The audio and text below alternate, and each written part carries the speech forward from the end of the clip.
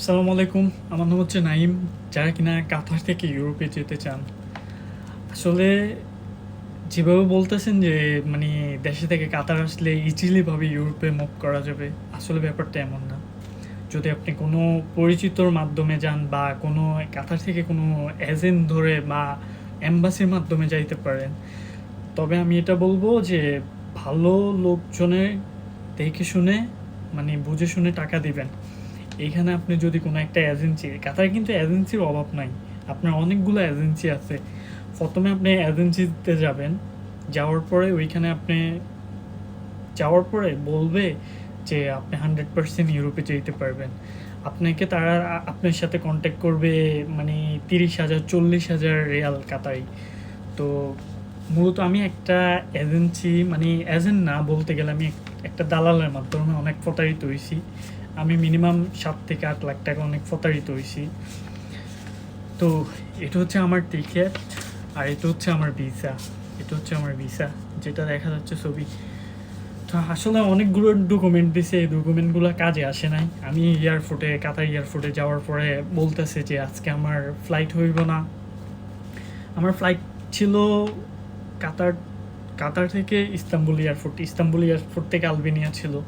তো আমি একদমই যাইতে পারি নাই। এয়ারপোর্টে যখন আমি গেছি রাতে 10টা বাজে, আমার 11টা বাজে ফ্লাইট ছিল। তখন আমার বলতেছে যে ভাইয়া আজকে তো তোমার ফ্লাইট হইব না। আমি বলছি কি কারণ আমার ফ্লাইট হইব না, আমার কাছে আছে ভিসা আছে টিকিট আছে। কয় বলছে ভিসার মেয়াদ বাড়ানো লাগবে, ভিসার মেয়াদ কিন্তু 1 মাস ছিল।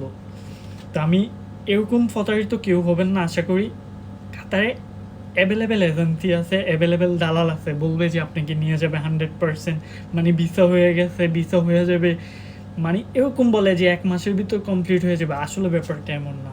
তো সুতরাং কেউ প্রতারিত হইবেন না কাউকে টাকা পয়সা দিয়ে। আপনাকে অনেকভাবে বলবে, মনে হয় যে আপনি ইউরোপে চলে গেছেন 100%। আর আমি এটা বলবো আপনার এম্বাসি থেকে, কাতার অনেকগুলো এম্বাসি আছে, ভালো ভালো এম্বাসি, এগুলো থেকে আপনারা ট্রাই করেন 100%। মানে তারা আপনার এম্বাসির ফিসগুলো নেবে। যদি আপনাকে মানে অ্যাকসেপ্ট করে তাহলে আপনার ভিসা পাইবেন, যদি তারা অ্যাকসেপ্ট না করে তাহলে আপনি ভিসা পাইবেন না। এখানে অনেক ডকুমেন্ট লাগে, যেরকম পুলিশ ক্লিয়ারেন্স লাগে, এরপরে আপনার ব্যাংক কার্ড লাগে, ইন্টারন্যাশনাল ব্যাংক কার্ড লাগে, তারপরে আপনার অনেকগুলো ডকুমেন্ট চায় তারা এম্বাসিতে। আর যে দালালের মাধ্যমে যদি আপনি যান, আপনার কোনো কিছু লাগবে না, পাসপোর্ট আর পুলিশ ক্লিয়ারেন্স লাগবে, তাছাড়া অন্য কোনো কিছু লাগবে না। আর এইখানে অনেকগুলো এজেন্ট আছে, মানে এম্বাসির মতনই আর কি, তারা কিন্তু অনেকভাবে ফতনা করে থাকে। যেমন আমার একটা ফ্রেন্ড ছিল, ওর থেকে ওর ফার্মিটও বাড়ি ছিল ক্রোয়েশিয়ার, ওর সাথে